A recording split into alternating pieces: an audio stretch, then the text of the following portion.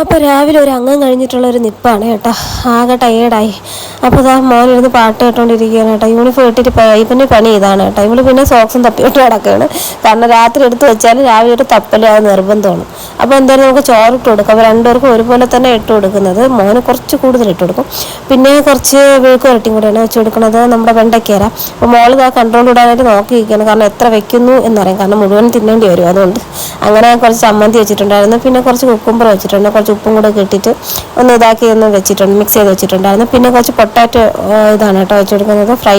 അപ്പോൾ അതുകൂടെ വെച്ച് കൊടുത്തിട്ട് പിന്നെ ഒരു പരിഷ്കാരത്തിന് സ്പൂൺ വെച്ചിട്ട് അവർ കൈ വെച്ച് കഴിക്കാറില്ലെന്ന്. അപ്പോൾ പിന്നെ സ്പൂണൊക്കെ ഇട്ട് ഓക്കെ, നമുക്ക് കുഴപ്പമൊന്നുമില്ല, എങ്ങനെയും കഴിച്ചാൽ മതിയില്ല. അപ്പോൾ അതും വെച്ച് കൊടുത്തിട്ടുണ്ട്. അപ്പോൾ അത് കഴിഞ്ഞിട്ട് ഞാൻ അതെല്ലാം രണ്ടും കൂടെ അടച്ച് വെക്കണം കേട്ടോ.